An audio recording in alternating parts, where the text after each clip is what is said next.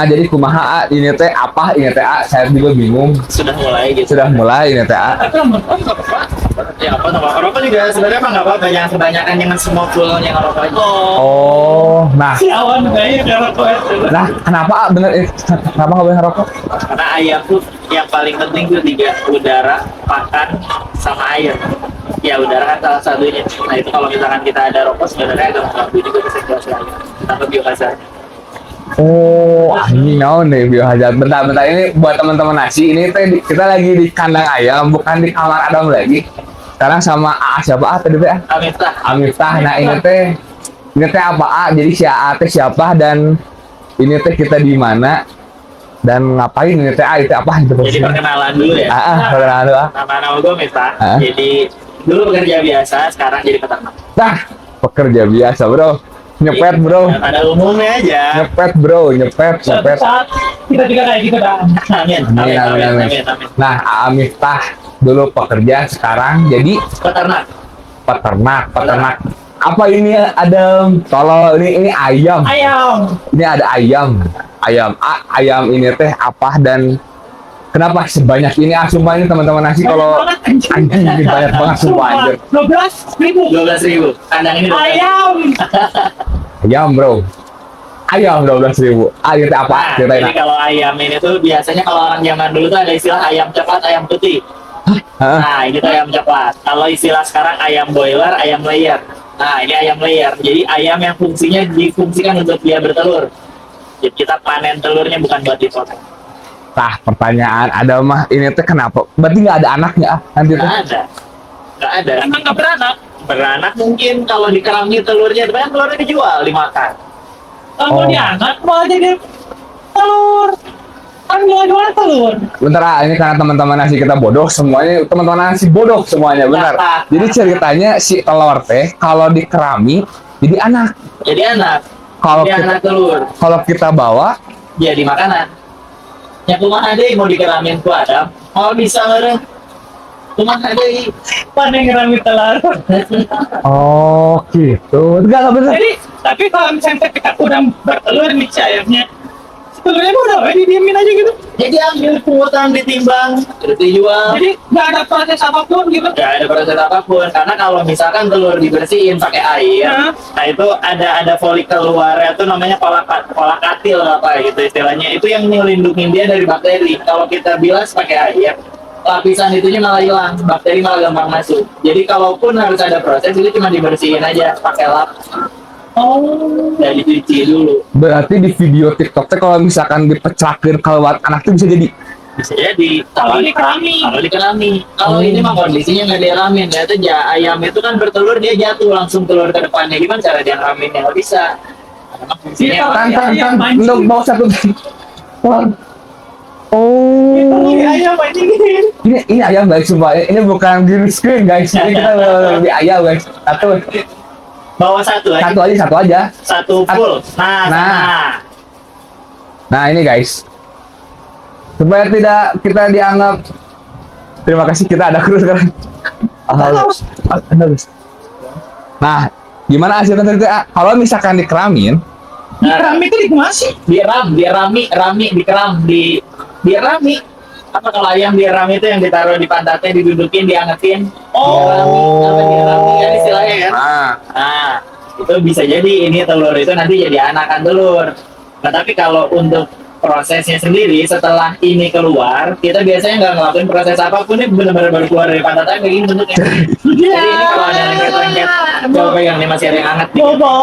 Ada lengket-lengket dikit ya, itu lengket-lengket pantat ayam lah ya. Anjing, tai bro. Betul, karena ini nggak bisa dicuci. Kalau dicuci tadi lapisan paling luarnya ini yang melindungi dia dari bakteri, malah kita hilangkan. Akhirnya nanti salmonella masuk, bakteri lain masuk, itu nggak bolehnya. Pantesan di supermarket itu ada bau tai ayam. Nah, Jina nggak apa ya? Tenang. Bener lah. Oke.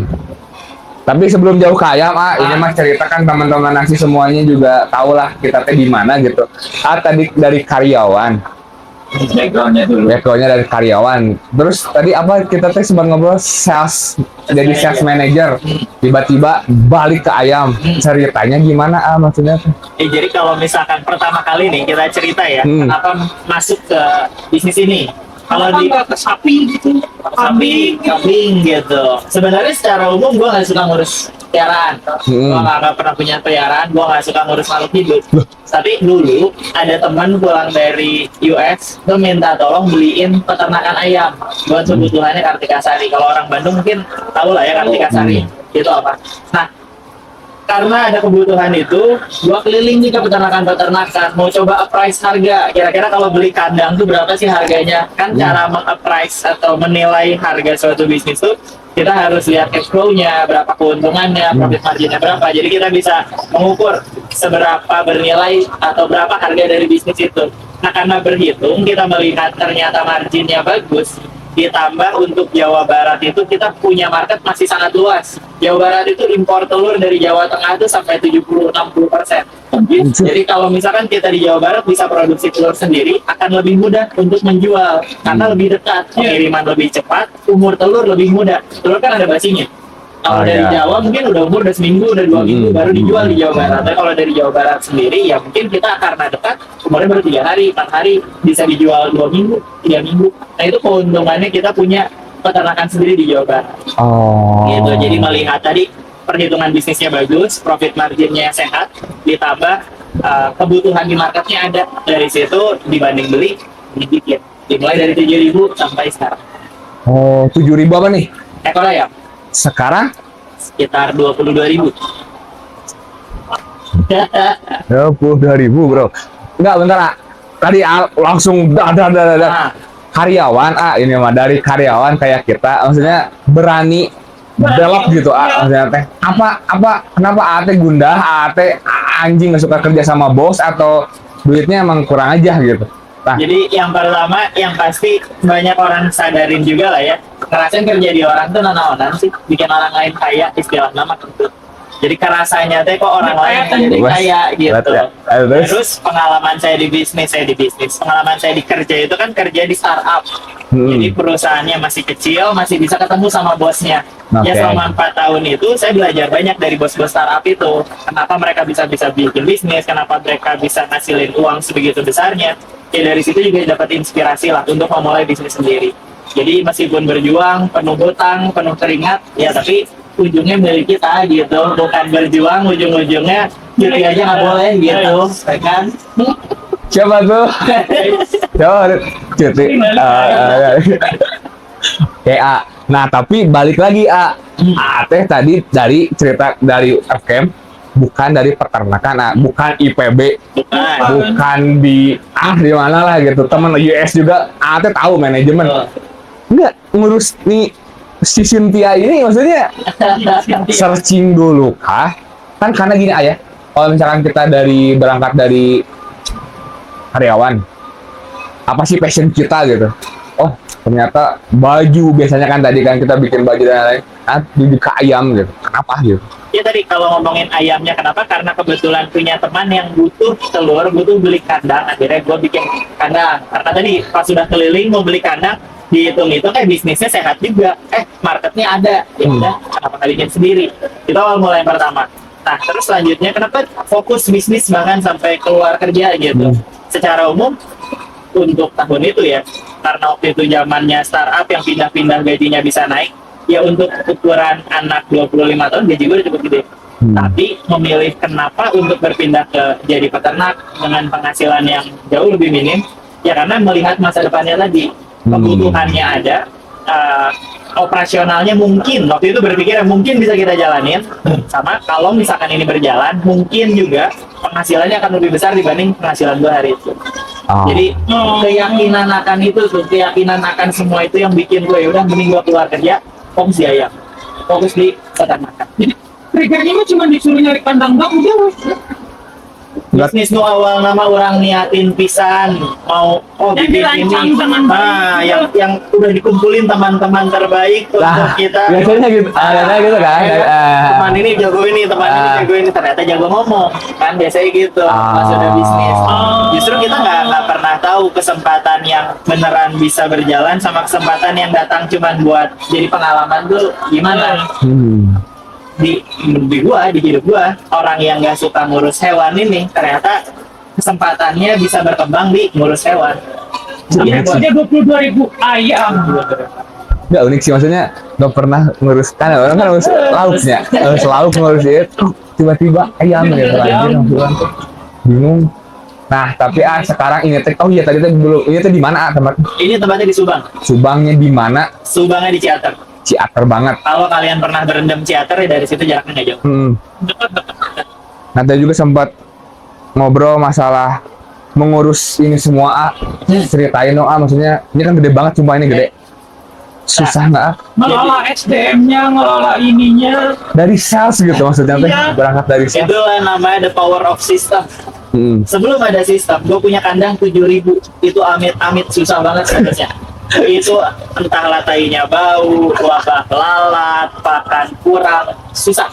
Karena waktu itu sistemnya belum terbentuk. Jadi yang gue lakukan adalah apa permasalahan, bagaimana menyelesaikannya, terus aja kayak gitu. Kadang permasalahannya muncul kayak kotoran hewan. Solusi yang kita bawa adalah MP4, ternyata malah mengkali duakan masalah. MP4 itu apa? MP4 tuh Solusi bahan kimia buat disemprot ke kotoran biar dia cepat jadi pupuk. Disinfektan Semacam pokoknya dia akselerator bakteri di kotoran biar dia lebih cepat jadi tanah, lebih cepat jadi pupuk. Bahan kimia lah intinya. Ada solusi itu, ternyata pas kena basah baunya lebih parah lagi. Jadi dari kesalahan-kesalahan kecil, dari keputusan-keputusan kecil yang kita salah, lama-lama kita jadi paham, oh ini tidak boleh seperti ini harus seperti ini akan seperti ini. Nah dari situ dibangunlah sistem. Si orang A, si karyawan A harus ngambilin kotoran setiap hari ini, ditaruh dari sini ke sini, ada sistemnya. Karyawan B dia ngasih pakan di hari yang sama, karyawan C di hari yang sama dia ngambil telur. Nah, karena tadi kita ada kebodohan-kebodohan yang kita lakukan, akhirnya setelah terakumulasi kita jadi tahu apa yang harus dilakukan agar kebodohan itu tidak terlakukan lagi. Intinya sih gitu. Jadi kalau ditanya susah nggak sih yang 12.000, jauh lebih mudah dari 7.000 karena 7.000 adalah pengalaman pertama kita di mana udah habis di 7.000 itu. Udah habis sampai diusir warga. Sampai diusir warga. Tadi ada cerita diusir warga, oke. Itu di mana ceritanya kumaha bisa diusir warga? Jadi kandang pertama kita tuh kandang 7.000. Dulu tadi saya sempat bilang teman saya yang minta saya cariin kandang buat dibeli. Akhirnya kita join jadi satu tim. Kita pemilik ada bertiga, dia salah satunya. Nah, dia punya lahan nih di daerah Wanayasa, Purwakarta. Lahannya luas sekali, 0,5 hektar lebih. Nah, dia menyarankan di situ aja kita bikin kandang. Karena dengan segala kebodohannya yang kita cek itu cuma satu, di situ diizinkan nggak sama pemerintah bikin kandang. Itu kan kita cari di internet. Nah, naluri pebisnis awal ya boleh nggak gitu dong. Nah, bikinlah kita kandang di situ karena diizinkan ternyata daerah situ untuk kandang. Kita waktu itu masih belum paham kalau kandang ayam dengan skala yang cukup besar itu akan menimbulkan masalah bau dan lalat yang cukup besar juga. Oh, itu kita masih belum paham. Kita pikir ya udahlah selama kotoran kita bisa buang aman aja. Pas kita coba berjalan di Wanayasa itu sekitar 3 bulan pertama, konflik-konflik mulai muncul karena kotorannya kita mau jual susah ternyata nggak gampang jual kotoran. Kita pikirnya semua orang yang beternak pasti ingin kotoran hewan gitu. Ini kita sampai gratisin, gak ada yang mau ngambil karena emang waktu itu lagi bukan musimnya musimnya butuh pupuk. Itu lagi musimnya orang panen, nggak butuh. Gak ada yang mau ngambil. Itu tai numpuk bro, udahlah numpuk. Kita itu kan punya bahan-bahan itu namanya modal terbatas. Jadi kita belinya yang murah-murah. Nah itu nipple tuh namanya itu yang jendul-jendul di atas yang ngeluarin air. Nah itu nipple tuh ada yang mahal, ada yang murah. Gue beli yang murah. Ternyata sering jebol. sering bocor. Jadi airnya tuh kotoran. Nah, jadi udah kotoran numpuk Di air ya. air Sama air udah komplit. komplit. Jadi isinya tuh maggot-maggot yang nantinya jadi lalat gitu. Terjadilah wabah, Bro. Beneran wabah, Bro. Itu lalat, jarak satu lalat sama lalat lain tuh sangat berdekatan di ruang lingkup hampir setengah hektar itu. Jadi jalan dikit lalat, kemana-mana lalat. Wabah. Nah, dari kejadian-kejadian itulah ada bau, ada wabah. Akhirnya warga sering komplain. Nah, mau tai. Warga komplain. Wajar. Warga Wanayasa, mohon maaf. Ini Amiftah nih yang benar-benar. Mohon maaf. Udah mohon maaf langsung. Ya. Kalau gitu di apa balai warga. Di sidang. Saya minta maaf. Parah bro. Jadi emang warganya juga akhirnya karena baunya sering menusuk ke warga, terutama subuh sama sore. Setiap penyakit-penyakit yang berkaitan sama pernapasan yang muncul di warga, akhirnya kita yang kena. Nah, dari situlah pemarahannya muncul. Jadi berjalan sampai satu periode. Jadi ayam setelah 18 bulan kita kosongkan kandang. Kan itu kandang harusnya dikosongin sebulan lah, cuma buat dibersihin baru ayam baru masuk. Nah, pas ayam baru mau masuk, ART, Pak RW dari polisi itu waktu itu habis apa? Anjing, Asli. Akhirnya nyuruh kita untuk sebelum ada ayam kumpul warga. Nah, setelah kumpul warga diusir di situ. Tidak diizinkan. Kalau nggak warga akan anarkis. Oke dari sana. Ini kita ngomongin tai anjing buat guys ini guys. Anjir gara-gara tai doang ya. Gara-gara tai yang nggak bisa diurus ya. Ini kalau bisa diurus kan lo duduk sendiri. Bau nggak? Biasa aja kan? Iya. Kalau juga biasa aja kan? Karena bisa ngurusnya. Tainya cepat kebuang, cepat keolah gitu. Kotorannya nggak lama-lama diam. Kalau ada yang basah cepat kita tanganin. Kalau dulu kan enggak, pertama kali belajar kita pemilik 3, satu sastra Arab, satu ekonomi, satu elektro. Siapa yang ngerti peternakan? Siapa yang ngerti tai guys bahasa Arab guys? Ternyata tai itu kompleks tuh. Jangan pikir listrik sama HP doang kompleks bro. Tai kotoran kompleks bro, susah bro, bingung. Apalagi kok banyak gitu secara jumlah. Ini serius guys, ini di bawah kita tuh Tai. 22.000 ayam bawa tai semua anjing. Tuh lucu Kalau banget. sekarang udah jadi duit tainya. Jadi duit dikit. Nah itu maksudnya ternyata kan kalau banyak yang bilang ayam tuh semuanya berguna. Berarti sampai tainya aja bisa dijual. Mungkin bulu muda lah yang susah dijual. Cuman kan itu tercampur sama kotoran biar bisa jadi pupuk. Tapi semuanya kejual beneran. Jadi ayam dagingnya nanti setelah beres produksi kita potong. Jadi ayam akhir istilahnya. Ayam yang lebih murah daripada broiler. Cuman biasanya diolah lagi jadi nugget. Jadi ayam suwir. Banyak fungsinya. Dan ya masih banyak orang yang mau beli. Kita jual ke RPA biasanya rumah potong ayam. Tapi ya setelah 18 minggu tadi, setelah dia udah tua, ya kita kasih dia ke RPA atau jual ke RPA. Lumayan. Jadi nggak ada yang nggak berfungsi ya, nggak ada yang nggak Berguna lah semuanya lah pokoknya. Betul. berguna semua. Itu kenapa makanya terinspirasi nama perusahaannya ini PT Tambang Telur Agro Mahaka. Depannya ada tambang ya. Kenapa tambang gitu? Karena waktu zaman dibuatnya ini itu lagi tingginya isu tambang merusak lingkungan. Nah, kita ingin bawa antitesa dari tambang yang merusak lingkungan, tapi tambang yang memberdayakan. Iya, dan menjadi sirkulasi yang baik untuk lingkungan. Hey sawit. Enggak bukan. Sawit, beli tai saya. Oh iya benar. Iya benar. Buat pupuk bro, buat pupuk. Jadi kalau misalkan kalian ada kebun sawit, kotorannya siap. Ke PT apa tadi ya? Tambang Telur Agro Mahaka. Oh, PT Tapi tambah. kalau untuk dari penjualan telurnya di Jawa Barat sendiri emang semudah itu untuk penjualannya. Terbantu MBG yang pasti, tapi yang kedua Masuk juga ke pasti dong. Jadi setengah dari hasil penjualan kita tuh bisa dibilang masuk ke MBG. Kenapa masuk ke MBG? Karena MBG harganya bagus. Jadi kalau kalian merasa harga telur naik, harga beras naik, ya, mohon maaf nih. MBG yang naikin harga bro. Bukan ya, bukan Oh ya ya. kalau penjual dikasih harga bagus ya. Siapa? Wah, ngantuk. Nggak mau. Itu dia. Jadi emang kita juga MBG setengahnya lah dari hasil produksi, setengahnya lagi kita jual di pasaran aja, di warung-warung atau dari orang yang suka ngambil banyak. Oh, jadi bisa dibilang ada kesulitan untuk dalam menjual telur.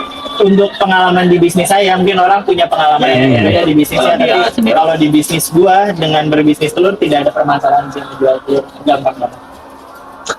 Ini mah kita cerita doang. Tadi teh ada ada teman dari US. Halo bro, what's up man? You have kandang gitu. Nah, maksudnya ceritanya kan kalau misalkan orang-orang tuh terkadang bisnis tuh susah ya. Maksudnya perlu modal dulu kah, perlu ide dulu kah, perlu mungkin ngutang dulu kah. Nah, AA tuh bener-bener udah we, ada tiba-tiba ada yang ditelepon, cari lah gitu.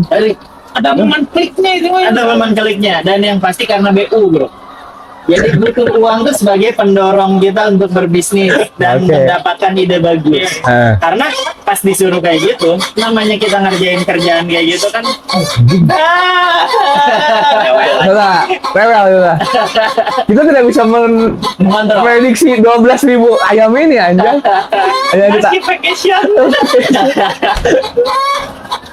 Nah itu kenapa? Bentar, Kenapa lapar? Nggak, biasanya dia kurang minum, tenggorokannya seret lah istilahnya. sampai tahu bahasa ayam, luar biasa. Jadi kalau suaranya dia udah keluar terus, karena yang cewek, betina semua ini nggak ada cowok nih. Jadi dia emang nggak berkokok, bukan salah satu yang jantan itu kan emang berkokok buat cari betina. Nah kalau betina berkokok sekeras itu biasanya kurang air. Jadi kalau udah satu kandang ini banyak yang berkokok kayak gitu, berarti ada permasalahan nih sama kita punya air. Alarmnya lah ya. Alarmnya gitu. Kenapa nggak ada cowok? Kenapa nggak ada cowok? Karena tidak dibutuhkan. Pernah beli ayam warna-warni di pinggir jalan. Nah itu ayam telur yang cowok. Karena sudah tidak dibutuhkan, pilihannya dibakar atau dijual. Jadi kayak gitu disempat jual. Jadi bro, kalau lu cowok udah nggak dibutuhin. Warna-warnain rambut Anda guys. Warna banyak warna. Gitu. Tadi gimana teh? Ya. Telepon US, ditelepon. Telepon sama kawan nih. Cariin kandang dong. Lo kalau nemu gua kasih duit. Nah itu awal mulanya tuh. Jadi dia Di akhirnya itu tuh, kalau nemu lu kasih duit. Gua kasih duit. Gas gitu kan. Gitu. Nah dari situ karena namanya ya selalu butuh uang lah. Akhirnya kita mulai cari. Cuman dia ngasih syaratnya satu, lo harus bisa appraise bisnisnya dengan baik. Berapa dia punya modal, berapa dia punya revenue, berapa dia punya margin profit. Sementara peternak di Bandung terutama yang coba gue survei, pembukuannya tuh Kacau. sangat berantakan betul. Dulu untuk bisa dapetin berapa sih profit margin dari satu kandang itu, gue bela-belain ngumpulin berkas si peternaknya tuh sampai segini. Terus dimasukin satu-satu ke Excel. Buat kita bisa tahu beneran berapa profit margin yang dia punya. Nah, dilihat dari hasil pengumpulan data tadi, punya profit margin yang cukup baik karena catatannya tulisan tangan, jadi gue cukup yakin itu valid. Setelah diakumulasi dengan presentasi yang baik dibanding beli mending bikin, karena balik modalnya akan lebih cepat daripada 2 tahun waktu itu perhitungannya. Jadi daripada lu beli, mending lu memodal aja dengan modal yang sama atau bahkan lebih murah, karena bikin ya bukan beli. Lu bisa balik modal dalam 2 tahun, apalagi kalau pembeli lu jelas Kartika Sari. Kita berkontrak aja sama Kartika Sari, kontraknya kita gadenya jadi bahan buat bisnis. Nah idenya tuh situ gitu ide awalnya. Nah dari ide awal itulah kita coba jalankan, kita coba ngebangun gitu ya, dimulai dari modal-modal individu pertama gitu. Mobil semua dikumpulin nih 3 orang, gade semua bareng-bareng. Wah anjir. Semua segitunya. kita sama-sama punya mobil, 3-3 kita gade. Itu modal pertama kita. Ingat itu jadi 400 juta. Nah itu cuman buat bayaran tempo pertama lah beres. Jadi tempo pertama bayar material, tempo pertama bayar tukang. Weta, 400 juta punya mobil. Maksudnya di umur 24 udah punya mobil. Ya mendingan dugem bro. Santai. Iya nggak sih? Santai, kerja udah ada. Di Jakarta pula udah sustain. Tapi yang di umur 24 itu udah bagus. Dugem lah. Gue juga berbisnis karena ingin jadi pemalas. Iya, kalau kerja lu nggak bisa jadi pemalas. Mau gimana pun lu jam 8 sampai jam 4 lu harus ada di kantor. Oh, mindsetnya sana. Lu nggak boleh jadi pemalas. Lu harus panjang. Betul. Tapi kalau lu bisnis, masa muda lu kayak orang kerja, jam 8 bangun, ya tidur jam 12. Tapi di masa tua lu agak santai. Lu mau ngapain terserah. Lu tadi mau duduk, tinggal dugem. Uangnya ngalir, waktu ada. Itu tujuannya. Jadi kalau gue pemalas, gue harus bisnis. Benar. Kalau gue rajin, mending gue jadi pekerja. Orang malas banyak butuh orang rajin. Percaya sama gue. Benar. Iya sih. Nangkau. Nah di umur 24 gadein tuh 400 juta. Kaget nggak maksudnya? Jir, ini mau nikah dulu lah, mau kan maksudnya umur segitu kan lebih ke Cita-citanya banyak. iya. Banyak keinginan. Bagi kan tren Terus TikTok biasanya- yang biasanya apa? Nikah muda, wah anjir. Nangis di jalan bro, kalau ditanya jawabannya, gue sampai nangis di jalan. Jadi dulu tuh nilai proyek yang dibutuhkan waktu itu buat kandang 7.000 tuh sekitar 1,6 miliar. Sementara uang dari hasil pinjaman tuh cuma ada 400 juta. Jadi masih sangat jauh. Waktu itu kita bersepakat. Judol. Putar uang bro. Sebenarnya itu bagus. Bener kan tuh? Cuman gak dijalanin aja. Ayo tak. Nah, ya udah.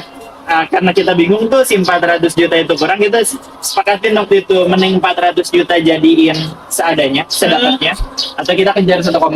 Sepakatan kita bersama adalah kita kejar 1,6. Jadi 400 kita pakai buat DP material sama pekerja. Sisanya itu dalam waktu 3 minggu kita harus cari investasi. Nah di situ itu salah satu perjalanan hidup gue yang menurut gue paling menarik. Jadi semua orang kaya yang pernah gue kenal tuh gue ajak ngobrol tuh. Gue bikin senjata gue namanya bahan presentasi. Nah itu gue coba presentasiin ke semua orang kaya yang pernah gue kenal. Kalaupun mereka nggak suka sama bisnisnya, gue tanyain lu di lingkungan lu ada orang kaya lagi nggak? Kalau ada, kenalin gue atau minta kontaknya, gue samperin, gue presentasi. Nah itu selama 3 minggu kerjaannya bolak-balik Jakarta Bandung ke Jawa sekali, cuman itu nyamperin orang kaya yang gue nggak kenal sama sekali, yang mungkin itu temannya teman gue atau bahkan orang yang nggak gue kenal sama sekali. Gua menjelaskan tentang bisnis yang gua nggak pernah punya. Nah itu ya. Dan gua nggak pernah alami. Ya satu persatu gua tawarin investasi. Untungnya Hamin 2 sebelum pembayaran termin kedua kita dapat investasi. Itu sih cerita pendek panjang. Gua nangis di jalan bro, sampai nangis di jalan, tertekan bro. Rasanya ngelihat 2 partner gua harus mencicil utang yang nggak jelas jadi apa itu di jalan, tekanannya lumayan. Dan nggak kerja saat itu atau benar udah keluar atau? Oke, masih kerja. Kalau misalkan tadi ceritanya teman-teman nasi kayak ya ama punya mobil bisa ngejual, terus aku kan harus punya modal. Nah, menurut mental bisnisnya harus kayak gimana? Yang pasti iya kan, enggak bener kan? Ama enak bisa jual gadein mobil, saya mah nggak punya motor juga. rokok aja Apache bro atau gimana? Maksudnya gitu kan? Nah, mindset dan mentalnya gimana sih? Jadi yang pertama itu bilang tadi dari 3 tuh sebenarnya gue belum punya mobil, gue pakai mobil nenek. Nah jadi gue waktu itu bilang sama nenek gue, lu mending beli mobil baru nenek, ini mobil gue yang cicil ke lu. Nah pas itu baru gue cicil ke nenek, BPKB-nya gue gade ke bank. Jadi cicilan gue atas mobil itu tuh 2, satu nyicilin ke nenek, satu nyicilin ke bank. Anjir. Jadi double, tapi kan uangnya jadi kali 2. Jadi tadi ada aset mobil bisa gue pakai, ada aset senilai mobil yang jadi pinjaman. Nah itu cara mudah menggandakan uang, gade mobil. Oh iya bener ya? Iya. Bener ya? Oh gitu caranya. Oke.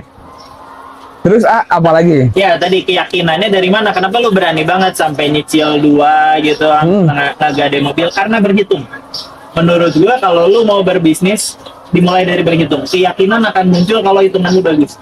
Kalau lu yakin sama hitungan lu juga bisa meyakinkan orang lain. Kalau lu belum yakin sama hitungan lu nggak bisa ngeyakinin orang lain.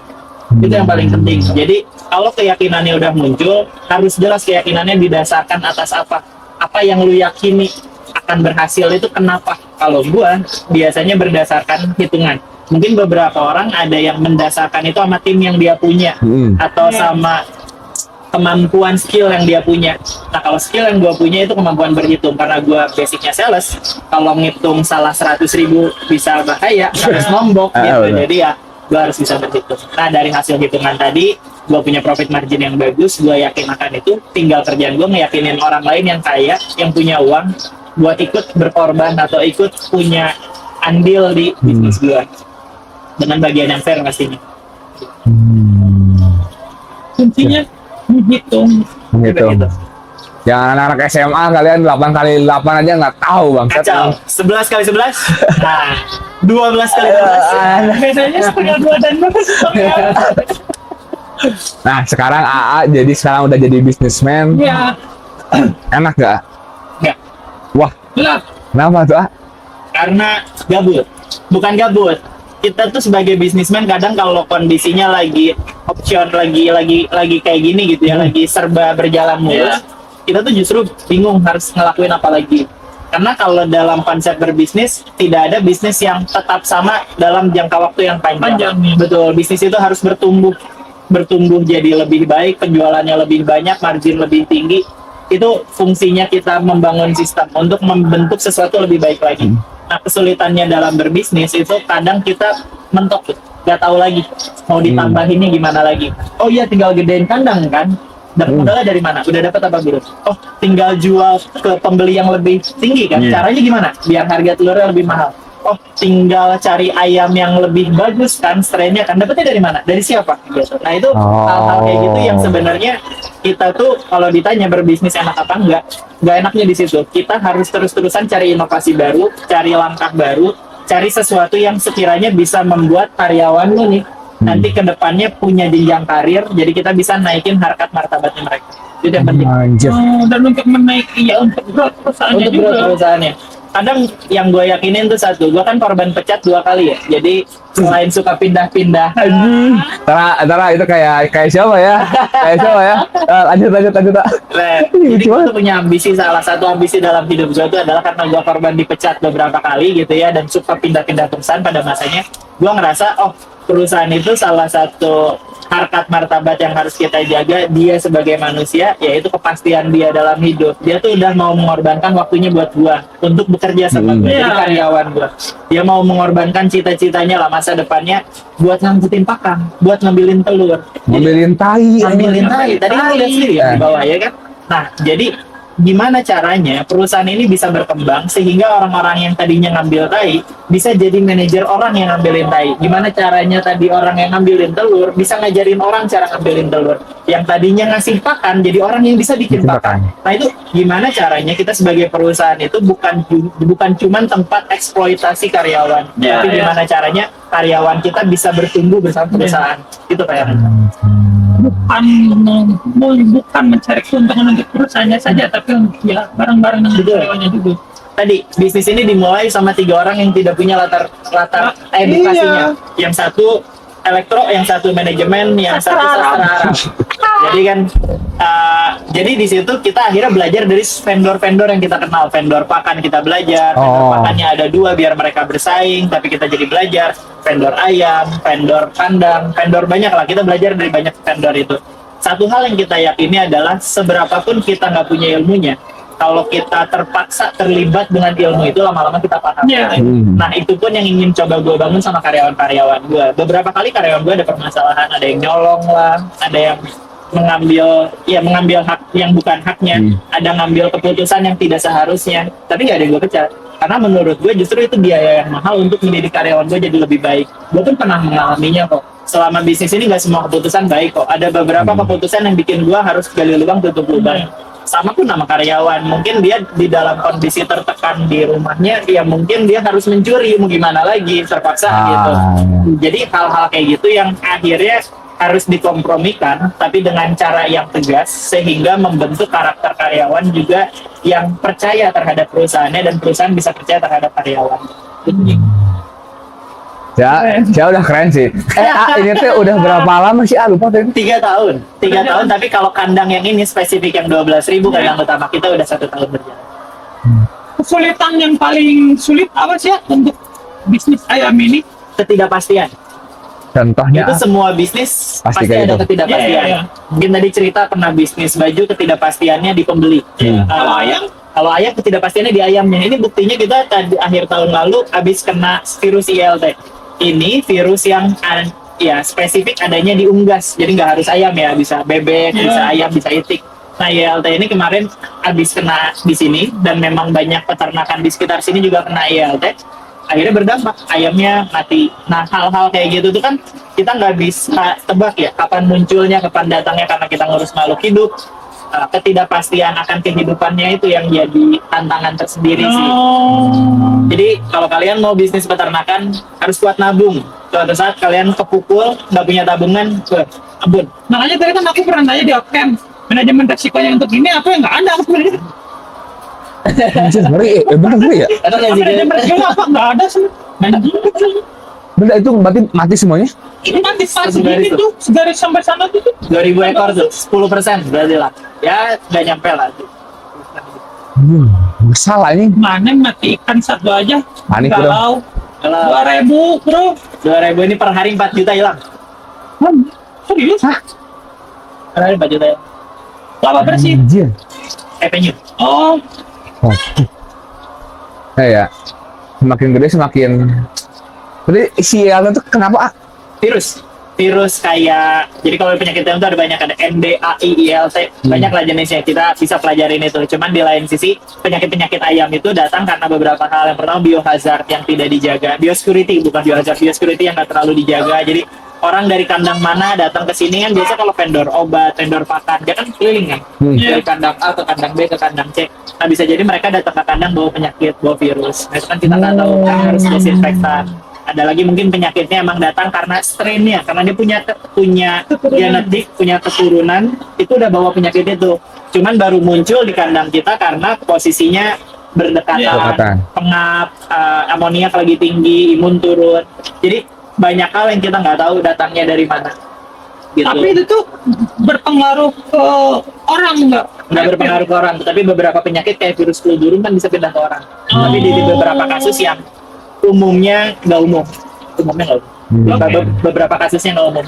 Kalau kasus yang umum biasanya ayam aja orang-orang. Oh. Tadi kata A kan tadi bilang A harus ganti ayam per 18 bulan. Bulan ya? itu berarti calling semua peternak. Calling semua peternak, apalagi untuk kapasitas di atas 4.000 ekor. Biasanya peternak mandiri susah. Jadi kan dia bentuknya tuh harus dipanen. Kita beli itu spesifik umur 13 minggu. Harus pokoknya nggak mau. Harus, nggak bisa lebih muda, tapi bisa sedikit lebih tua sampai umur 16 minggu lah. Nah, jadi siapa yang di tanggal kandang kita mau diisi ayam, punya ayam umur 13 minggu dalam jumlah yang kita mau, itu susah. Jadi kita nggak bisa nyari, kita punya satu tempat beli ayam, kita beli di dia terus, mungkin bisa kalau kerjasamanya udah panjang, tapi biasanya untuk peternak pemula nyarinya susah. Nyarinya harus ke peternak-peternak, dia punya sisaan berapa, cukup gak sama yang kita butuhkan gitu. Jadi anggap misalkan ini 2.000 kosong gitu. Ini misalkan bisa peternak 400 kita nyarinya kayak gitu berarti. Ya. Nggak ngebeblak 2.000 langsung. Harusnya dapat, kalau ngegeblok 2.000 langsung lebih baik. Kebetulan kalau gue sering dapatnya ngegeblok langsung, tapi proses mau dapat itu sampai ke Malang dapatnya, sampai ke Arjasari Solo dapatnya, sampai ke Tasik baru dapat. Jadi emang kita harus mau nyari sih. Kalau mau dapetin gitu aja ya, bisa ada sekarang juga jasa orang yang ngumpulin dari beberapa peternakan, kita tinggal calling dia, ya udah kita tahu jadi 12 ribu gitu. Terpikirkan untuk jadi peternaknya nggak? Peternak kulit, peternak yang si calon ayam, untuk calon ayam. terpikirkan dong. Jadi kan ini sebagai jantung perusahaan PT Tambang Telur Agro Mahaka ini, telurnya tuh sebagai jantungnya, baru nanti pembuatan pakan, pembuatan pulet, pembelian DOC, itu juga akan jadi salah satu dari bisnis yang kita punya. Tapi itu nanti, kalau sekarang fokusnya masih di jantungnya dulu nih, karena jantungnya butuh berdetak sehat. Yang gua rasa hari ini namanya jantung masih muda, detakannya tuh kerasa tapi masih lemes lah gitu. Tapi ekspannya ke arah sana. Ekspannya ke arah sana, betul. Jadi informasi juga nih buat Pari Temadam gitu, kalau di peternakan itu sebenarnya kita paling mahal tuh untuk dua hal. Yang paling pertama untuk beli ayamnya, itu mahal sekali. Yang kedua itu untuk pakannya, itu juga mahal sekali.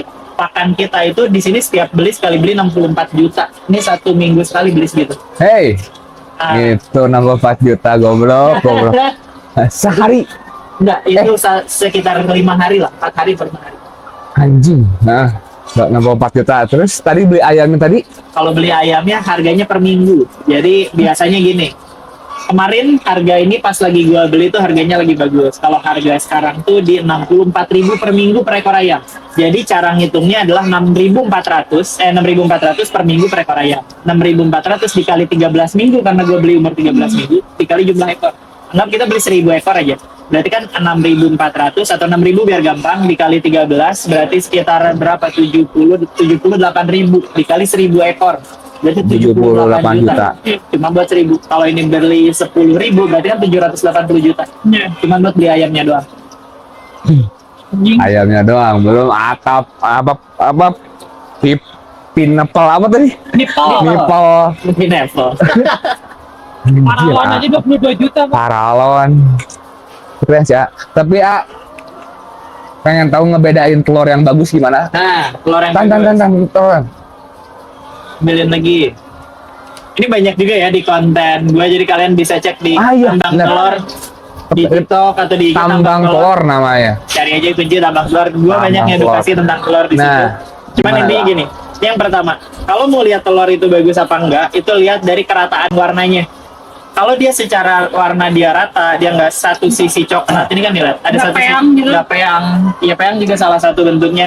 Gini, kalau di supermarket atau di tempat kita warung, tempat kita beli, sebenarnya banyak telur-telur yang bentuknya peyang, bentuknya putih, tapi secara nutrisi sama, tapi bentuknya nggak sempurna. Jadi kayak di supermarket, wortel itu ada panjang minimal, sementara panjang wortel yang panjangnya nggak masuk ke situ dibuang ke pasar. Oke. Jadi secara nutrisi sama, cuman kesempurnaan dituntut lebih. Sama kayak di telur. Telur ini untuk mencapai kesempurnaannya itu butuh kerataan warna. Itu yang pertama. Terus yang kedua, dia itu kelihatan dari cangkangnya. Kalau cangkangnya ini dia gampang pecah, ini dalam pengiriman pun nanti akan bisa jadi pecah segini atau pecah 2 atau 3 tubuh. Nah, itu ketebalan ini didapatkan dari pakannya. Kalau kita punya pakan dengan tinggi kalsium, protein yang tepat, itu bisa dapetin cangkang yang tebal dan bagus dan merata warnanya. Tapi kalau misalkan pakannya kita turunin secara kualitas, dia secara warna akan lebih banyak yang memudar kayak gini. Cuman ini masih layak, cuman hitungannya memudar kayak gini. Oh, iya, beda. Oh iya dong. Ini guys, sumpah guys. Ini beda guys. Cuma pias. Yes. Oh. Memang itu secara umum pasti akan kita dapetin juga telur yang sempurna dan nggak sempurna. Biasanya yang nggak sempurna kita buang ke pasar, yang sempurna kita kasih ke MBG atau ke supermarket.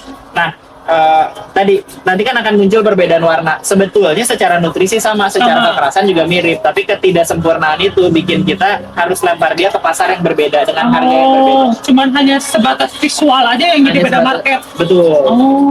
Nah, terus yang selanjutnya telur bagus apa enggak, itu kalian juga di kemampuan kalian menyimpan telur. Jadi kalau misalkan kalian punya telur yang kualitasnya bagus, yang pakannya ini tinggi dengan vitamin, dia bakalan punya daya simpan yang lebih panjang. Terlihat dari apa? Kalau lu pernah nggak buka telur, plak, kok kuningnya udah langsung pecah. Nah, iya benar. Nah, itu umur telurnya udah lama itu. Atau penyimpanannya nggak bagus. Lebih bagus di kulkas atau di suhu ruangan? Kalau di kulkas jangan taruh di pintu, taruhnya di bawah di tempat sayur. Kenapa? Karena dia nggak berubah suhunya kalau tempat sayur. Berarti tukang bikin kulkas salah, woi. Orang itu salah. Kalau di pintu dia itu berubah suhunya. Oh. Tiba-tiba Oh, dingin, iya. tiba-tiba panas. Namanya udara dingin ketemu udara panas. Dulu kan waktu SD pernah belajar tuh udara panas, Iya. terus udara mengalir ke udara dingin. Ya, itu juga akan terjadi sama pori-pori yang ada di dalam telur. Jadi kalaupun mau ditaruh di kulkas, taruh di tempat sayur. Kalau mau ditaruh di luar, kalau kalian yakin telur kalian fresh, umurnya masih mending taruh di luar daripada taruh di kulkas. Karena nanti kulkas lama-lama dia akan menyerap kelembaban di dalam kulkas ke dalam telur. Itu kan yang kita hindarin. Jangan sampai telurnya lembab dari dalam. Oh. Nanti bakteri masuk. Jadi mending di luar aja. Kalau telurnya fresh mending Fresh di luar. banget. Tapi kalau telur kalian gak yakin, kalian dapat dari warung ya mending di kulkas. Kayak gue nih, buat orang tua di rumah gitu. Ya gue bawain telur dan minta jangan di kulkas, orang umurnya baru sehari. Masih santai aja gitu. Iya, terus kita nggak tahu kalau umurnya udah 2 minggu ya mending di kulkas. Takutnya kan dipakai di minggu ketiga. Baru dipecahin di minggu ketiga, tapi udah nggak bagus. Itu. Jadi plus minusnya kalau telur itu sebenarnya nggak terlalu banyak, bentuknya gitu-gitu aja. Bisa kelihatan dari warna, bisa kelihatan dari ukuran, bisa jadi peyang atau enggak. Secara umum nutrisinya mirip. Nah, ini yang menjadikan kenapa gue ingin mendalami bisnis peternakan, bro. Karena gue yakin orang-orang yang beli telur di warung dia nggak pernah tahu telurnya datang dari mana. Nah, itu benar. Terus sama kandang yang kayak apa? Kalian tahu nggak kalau misalkan kandangnya itu kurang bersih, itu bisa jadi nanti telurnya terpapar salmonella atau bakteri-bakteri lain yang kurang baik di dalam telur. Itu bisa terjadi. Kenapa? Karena kondisi kandang yang kurang bersih, kotoran yang nggak pernah diangkat, pakan yang dicampur-campur, atau ayam yang dipaksakan. Jadi ya dia udah umur tua tapi masih dipaksa untuk bertelur terus. Nah, dari situlah akhirnya gue sadar, oh kita baiknya membangun kandang yang bisa membawakan telur langsung dari kandang ke meja makan. Kalian tuh tahu kandangnya di mana, seberapa bertanggung jawab dia ngurus ayamnya. Karena bentuk telur yang bagus dan gak bagus kadang mirip-mirip aja. Iya. Tapi kalian bisa jadi loh, telur 1 butir 7 gram protein, katanya gitu. Tapi gue pernah cek lab, dari kandang-kandang yang ngasih pakan campuran, dia cuma 4-3 gram protein. Jadi kan, tapi kalian nggak bisa ngukur itu, Iya. kalian harus cek lab. Nah, itulah kenapa kalian penting tahu dapetin telur itu dari mana. Kalau kandangnya memang bagus, kandangnya memang bertanggung jawab, beli telur dari situ aja. Dibanding dari warung yang kalian belum tahu kualitasnya kayak apa. Gitu. Belinya di PT Tambang Telur Agroma. Agroma. Maaf nih, kita penjualannya udah sold out semua, jadi Jadi nggak butuh hard sell bro di sini mah. Kita mah edukasi aja ini mah. Sorry, kita mah sosmed, nggak butuh konten, nggak butuh apa. butuh mah butuh bro. Cuma kalau ditanya buat jualan ya nggak harus buat jualan. Iya. Berarti kan tiap hari itu kan bertelur ya. Tiap hari bertelur. Itu pengiriman terus. Setiap hari pengiriman. Oh, anjir. Kita punya 2 mobil, satu lagi di luar nih, satu lagi yang ini yang cadangan. Jadi kalau kita pengiriman lagi beberapa lokasi, biasanya 2 armada kita angkut. Tapi kalau misalkan ya lagi satu armada aja berangkat. tadi teh kepo itu teh kertas telurnya dari mana sih ah? Itu Sumpah. namanya tray. Tray. Sorry. Namanya tray. Mau- Kertas telur tray. Dia emang ada pabriknya gitu ngebikin kayak gitu? Ya, dia cara bikinnya kayak bikin batu bata. Oh, di cetak gitu. Cetak ya, jadi kayak apa bubur kertas. Bubur Ah. kertas dicetak gitu. Dicetak terus dikeringin, nah jadilah kayak gitu. Jadi itu dari kertas-kertas yang udah nggak kepake, Iya, bekas daur ulang pakai kayak gitu mungkin ya. Dan itu beli langsung. Beli langsung. Beberapa kali kita beli tray baru, cuman kemarin sempat ada kenaikan harganya yang cukup signifikan dari tray baru karena ada kenaikan harga kertas. Akhirnya kita sekarang beli second berkualitas lah, gampang. Kita lagi udah nemu juga vendor yang emang bisa Iya. dapetin tray-tray yang kualitasnya masih bagus tapi nggak berani. Tapi kebanyakan berarti vendor di luar ya, bukan di Bandung ya. Campur bro. Campur bro, karena bisnis peternakan ini bukan bisnis yang semua orang jalankan. Secara posisi ada di beda kota, Iya. ada di mana. Tapi ya kalau udah terkoneksi, ya bisnis as usual aja. Kita juga belanja online dong, Iya, iya. datang dari Jakarta, dari mana, dari mana. Berarti pokoknya kalau iseng tiba-tiba beli telur di sini boleh nggak sih? Datang ke sini Kalau misalkan. datang boleh. Oh. Beli telur misalkan. Biasanya kita Kilo. tamu datang di sini kayak Ya. bawain telur sekilo, 2 kilo atau seikat 2 ikat kita izinin. Tapi kalau Oh. misalkan pembelian sedikit kita antar agak 2 biji. Banyak Kayak. yang Indomie guys. Tapi hobi apa sebenarnya? hobi kalis teknik. Apa sih? Itu yang pull up naik ke atas ke bawah gitu. Cuma Oh. sekarang udah jarang sih. Itu- Udah lama. Jangan-jangan itu sengaja buat doang. Nah, karena yang kita nyewa di sini punya polisi, nah mungkin dia terbiasa di baraknya ada kayak gitu. Mantan polisi yang punya. Terus kegiatan waktu luang ngapain?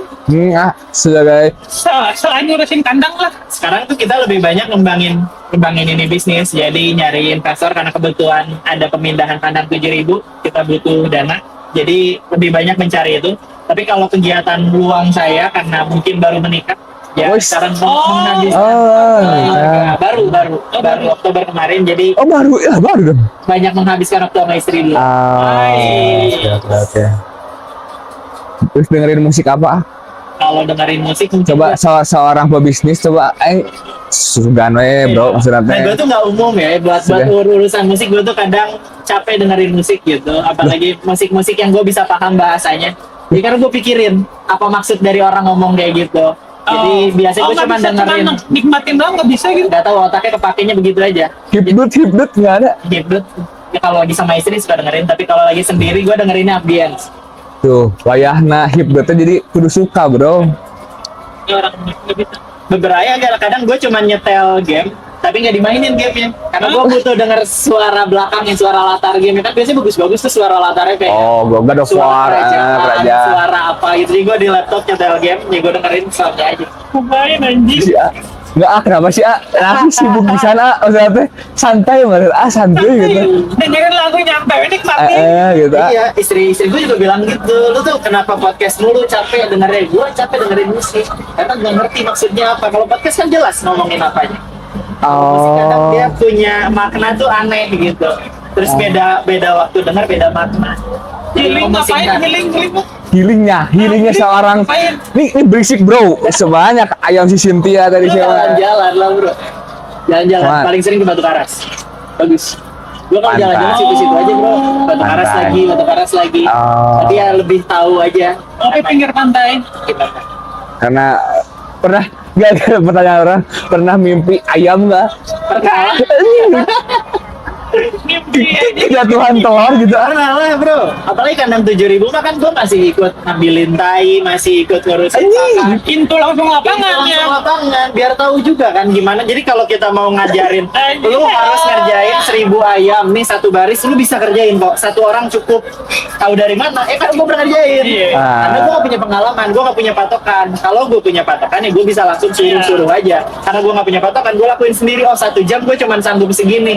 Jadi kalau dia karena kemampuan fisiknya lebih baik, bisa ngerjain sedikit lebih banyak, tapi segitu batasnya. Gitu. Mimpi ayam lucu ya. Tak. Coba kalau lu interaksi sama ayam kayak gue setiap hari mimpi ayam pasti lu. Sekali 2 kali mah kalau nggak di mimpi lu lagi apa dibanguninnya sama ayam, nah itu bisa tuh. Jadi ada ayam di mimpi lu. Noise nih dia pikiran itu suara ayam aja. Iya. DJ yang mana kan DJ? Anjir sumpah anjir. Ini mungkin udah terlalu panjang. Ini semuanya daging bro, tumben ini bro. Action ini tidak sia-sia tuh. Ini keren banget nih kalau kalian mau mungkin bapak-bapak investor mau main ke sini gimana Kalau tadi ada yang pengen belajar investor apapun, Di mana Ya. tadi Jadi kalau misalkan mau berinvestasi di peternakan, sini aja datang ke Tambak Gelora Gromahaka. Kita nggak rekomendasi sih kalau kalian investor tapi nggak biasa di peternakan karena sedikit berbeda sama bisnis pada umumnya. Tapi kalau emang tertarik atau terbiasa di bisnis peternakan, pembukuan gue bisa membuktikan perusahaan ini sangat sehat. Terus yang kedua, buat kalian yang belum berbisnis dan ada niat kayak Nah, teman-teman semua gitu ya yang berniat, dimulai dari bisa berhitung tentang bisnisnya sih. Orang-orang kayak kalian yang punya keinginan untuk berbisnis itu dibutuhkan sekali di Indonesia. Jadi orang yang nggak punya kerja tuh banyak.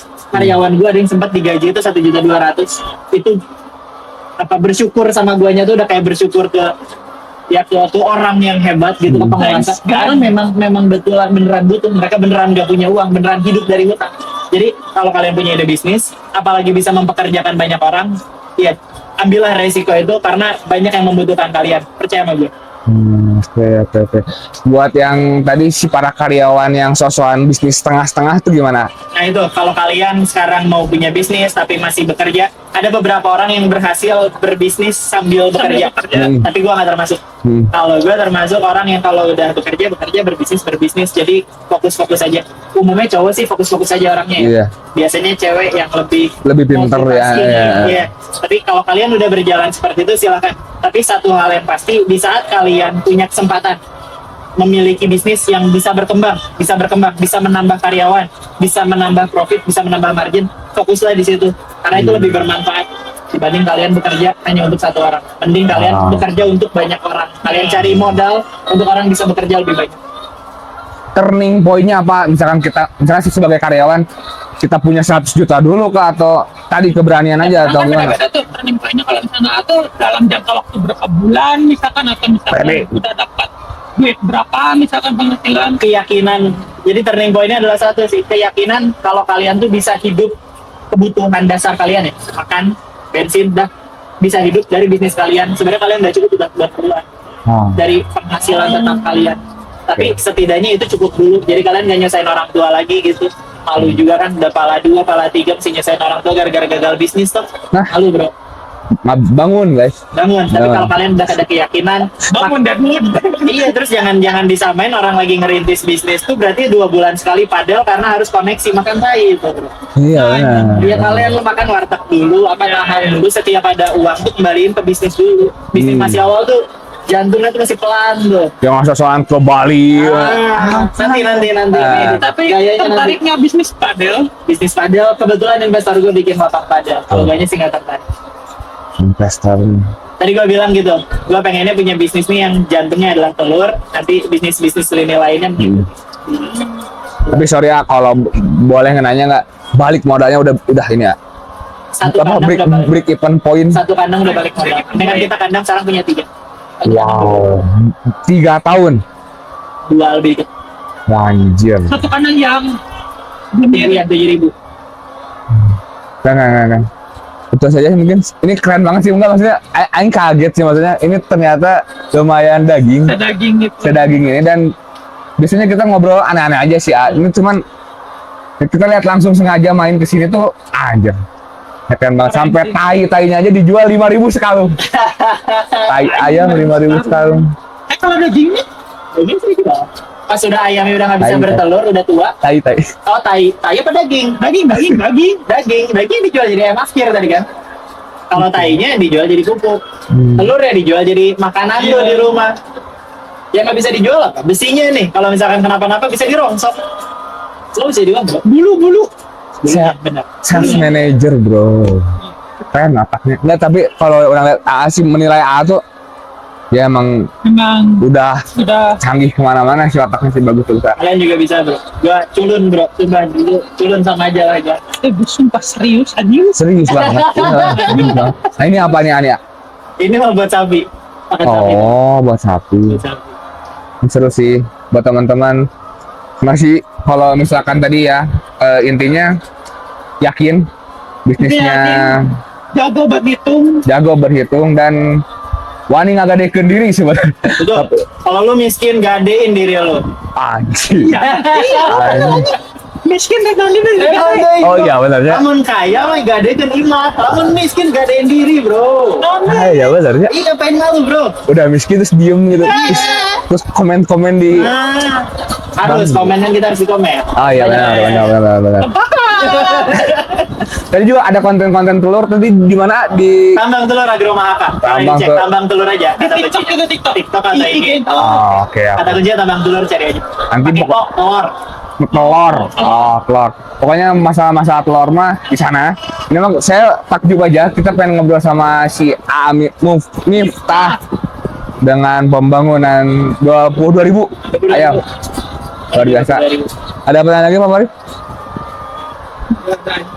Saya mes aja sih ini sebenarnya serius. Dan nggak bau anjir betulan. Masih biasa. Karena penanganannya baik kan, bagus kan.